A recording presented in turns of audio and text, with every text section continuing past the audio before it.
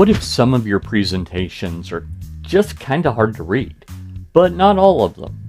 Or maybe you've got a situation where some of the words are really big, easy to read, and then you've got other presentations where it's not so much that way, and you don't want to change it on the main screen for the audience. Is there a way to do that? And is there a way to do that automatically without using Easy View mode? Well, you know there is, and I'll show you how. So just stick around. Presented by Church Tech U, it's the ProPresenter Show. On today's show, how to make the slides more legible in ProPresenter automatically without using Easy View mode. Hi, and welcome again to the ProPresenter Show. This is the show where I teach you all about ProPresenter, and my name is Paul Allen Clifford. And before we get started, if you've ever been in a situation where maybe the pastor wanted to use a light colored background, and then when you put the black text in the user interface, it's really hard to read, go ahead, tell me about it in the comments below. So this is something that I had to deal with at one of my recent churches, and so I thought that I would show you one way to do this. Actually, there are a couple of ways to do this, but I think this way is the way that, while I normally don't teach people to do this, and I do want you to be careful with this because it can confuse people that don't understand how ProPresenter works. So do some training. This is an idea that I had thought about, but I'd also heard that Dan Owen, who's an Australian, he actually does this with his church. So let's head over and we'll take a look at it. The idea behind this is that normally what you want to do is here under your looks, you want at least one of your screens to have this Ghostbuster symbol. It's the null set or empty set, whatever, in math class. I just call it Ghostbusters because I'm a Gen Xer, and we had that movie. They're starting to make them again, so that works. Anyway, normally you would want at least one of your screens to have this, and not have the alternate icon, which on a Mac looks like paint swatches and on Windows looks like one piece of paper covering over another. Normally you would want that.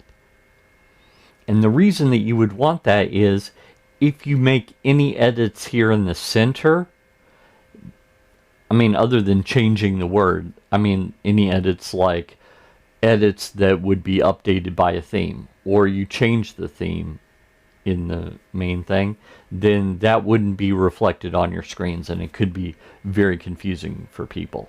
So I'm going to show you how to do this, and then we'll go from there. So basically what I'm going to do is we can ignore all these screens except for the congregation and the alpha screen. For the alpha, we're going to set that up as a lower third. So I have a lower third theme here that we're going to use. And then for the congregation, we're just going to set that up as just a very basic theme. Let's see which ones I've got here.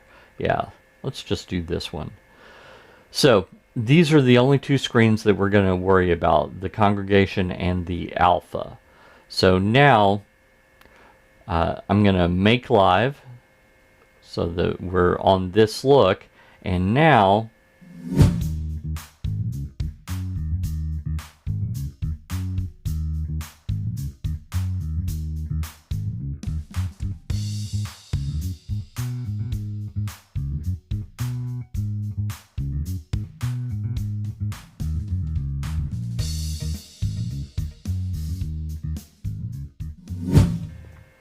let's go to this right here.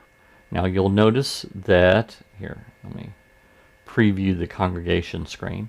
You'll notice that it's right there in the center. Now let's go to the alpha screen, and you'll notice it's down here at the bottom, kind of like this one. Well, what about this one? If I click on this, this is clearly in the center, and this is clearly a lower third. And if I go back here to congregation, it's clearly in the center right here. So what's going on here? Well, this is exactly what I'm talking about.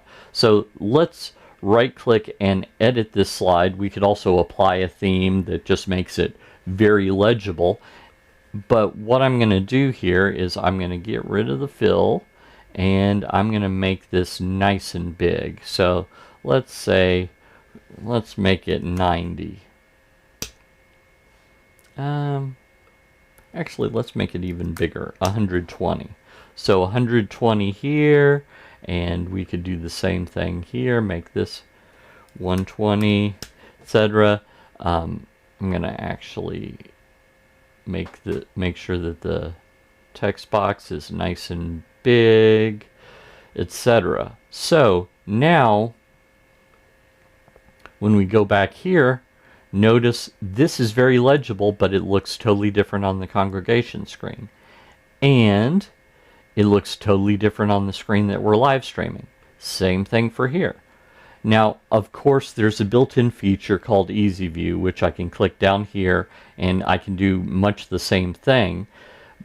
And I can click here and change how it looks for my user interface. But when I do that, it stays until I undo it. The advantage of doing this is, let's say this was just not legible in the interface, but it was legible on the screens, then this is a good way to go about that.